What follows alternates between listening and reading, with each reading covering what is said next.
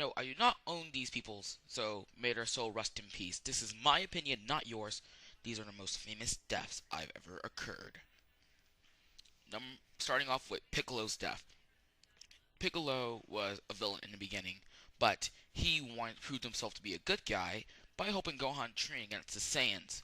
Well, after everybody gets the snot kicked out of him, and I really didn't mean that like in a bad way. I mean like, geez, it got really hurt. Chatsu killed himself to save everybody. Well, Piccolo made the ultimate sacrifice, jumping right in front of Gohan in the blast from Nappa. Now, what actually got me as a kid, because Piccolo started crying towards the end of his monologue, of how he says, Gohan, you're the only one that ever treated me like a friend. No, everybody else treats me like I'm the bad guy still, but you you treat me like I'm different. I'm the good guy. And I mean, there were multiple times where Piccolo done has risked his life trying to save Gohan, but this death, out of all his deaths actually, or any of his times he got really injured, this one stood out to me the most as a child. When I was a child, I was like, no, he's dying, oh my gosh. And he was crying. He cried, Gohan was crying, I was crying. That was just a sad episode, man. I mean, even though Piccolo does come back from the Dragon Balls, um, yeah, so, I mean, that doesn't still replace the fact that when he died in that episode, it changed my life. Well, not changed my life. I'd say it changed the way I look at characters, believing that they can live forever. I know they're like us, they can die too. My next one is Jiraiya from Naruto. Now you're wondering, okay, Jiraiya doesn't look like he's dead, right? Well, if you read the recent manga series, Jiraiya gets killed by the leader of the Akatsuki. I am not giving out any spoilers of who this guy may be, but Jiraiya went to go confront him on his own, without no help whatsoever, except for these two toes that help him release his full potential, going into what we call as Sage Mode. During his battle, he tries to fend off the leader of the Akatsuki, but he soon loses an arm, and it's kind of a sad thing because he gets killed in the end of this. The guy chokes him to death and squeezes the life, whatever life he had out of him. Now I'm sad. That was sad. I'm like, and when I find this out, I'm like, oh my gosh, they killed Jiraiya, and then also they killed Kakashi. I also forgot to put that in. And then, of course, when they killed Kakashi, I'm like, holy crap, they killed Kakashi. You don't go killing like the awesome guys. You go kill like the minor characters, except Asuma. Asuma was awesome. See what I? Now I'm a Christian. This next guy is no stranger to death itself, and that is Jesus Christ. Jesus Christ, basically everybody, the Pharisees hated him. A lot of people loved him.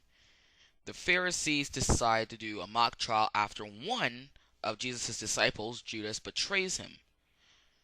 And unfortunately, they wanted to kill Jesus so badly that they got Pilate to orchestrate his death and release a prisoner named Barabbas. Now, there's a lot of grueling procedures. They beat Jesus. They put a crown of thorns on his head for Pete's sakes. I mean, they mocked him. They spit on him. They beat him. They kicked him and all this stuff. And they mocked him when he was on the cross too. See, if you're really the Son of God, then throw yourself off this cross or have your angels save you. And man, that was one story I have never actually known that people could actually be that flipping violent.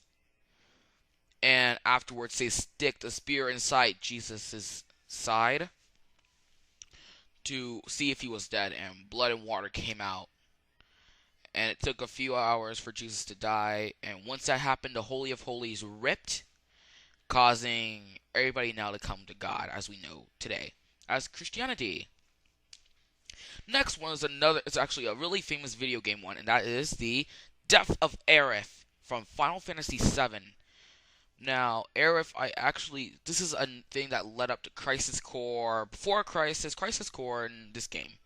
Now, what happened is, I guess Aerith had something was like deadly wrong. I guess. Oh yeah, to help Cloud suppress his anger, to get Cloud's anger like boiling. So what does he does? While Aerith is praying, Sephiroth comes out of nowhere and impales her with his 7-foot sword. And Cloud apparently was like, "No!" Darth Vader like the whole no long line, and she, bah, and he's put her back into the life stream, which is an entity from geostigma, which is a disease. I will not get into this whole thing. All in all, Sephiroth got what he deserved, and that was Omni Slashes to the max. And I really felt bad for her. I mean, she first loved Zack. Zack died. She loves Cloud, and now she dies. Well, I think that's a win for Aerith because now she's with her boyfriend in heaven. Oh yeah, also there's many pronunciations of her name, Aerith or Aerith. I prefer Aerith better because I think that's how it's normally. Another one famous, Heath Ledger. Heath Ledger is, as we all know, the Joker from The Dark Knight. I praise him for his work. Now, Heath Ledger overdosed himself, and I guess he killed himself in that. Now, Heath Ledger was pretty famous. I had a friend of mine who said she cried when she finds out that he died. I mean, I have to admit, a guy who played the Joker pretty well and pretty dark. Now, there's a man.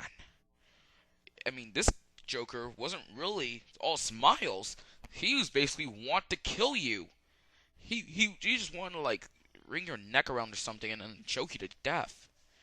And I like Heath Ledger. His movies, I haven't really seen a lot of his movies, but I'm guessing, judging from how everybody took his death, that he was a great actor. And excuse me while I take a sip. Like I said, I love it. I like how people, I mean, everybody mourned this guy. At first, I kind of commemorated him like, oh, he's just an actor for the Joker. But this guy got to me because I'm like, oh, this guy was the Joker. He actually played his role. This guy played his role, man. I mean, he was good. I mean, if I recommended him for like any other movies, I recommend this guy. But now he died, and I'm pretty sad. I'm sad, but we all know Heath Ledger is in a better place. Yeah, Heath Ledger played the Joker. I can't remember all his movies he played in. I knew he was supposed to do another movie right before he died. It was a right before he died thing. Yeah, I feel like I overdid myself today. I'm a little tired. Sorry. But, like I said, Heath Ledger, another famous person death.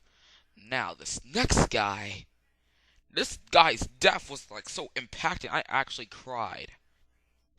And his name is Maze Hughes from Full Metal Alchemist. This guy rocked. Hilarious and all. But unfortunately, his time came up short when he was killed by envy. And it wasn't his death that really got me, it was at his funeral, where his daughter was crying, telling her mother, like, why are they putting him in this box? If he can't wake up, he can't go to work, he can't do anything. I'm like, oh my gosh, I'm gonna cry. I started crying actually after that. I'm like, oh my gosh. This guy was obsessed with his daughter. Last but not least, Michael Jackson. Wow. It's sad to see that such a great man had died at such a very, I think he was 50. What am I kidding about? Well, anyways, Michael Jackson was about to make his comeback by doing a series of concerts known as This Is It. Now, as we all know, he was training with Lou Ferrigno, the original Hulk, but his time was cut short on, I think it was June 25th, I believe. And I was with my dad that day. I did not really know this until I was going home that day with my mom. And I hear Michael Jackson's in the hospital. My friend called me. I'm like, then the word hit that Michael Jackson had died, and I'm like, whoa, that is not good. My friend, I texted him multiple times, and he was all, I guess he was distraught or depressed, but that was a sad day. And I played his music. It was pretty cool. Now, like I said, I do not own these people. May their souls rest in peace. Once again, this is Knight Rider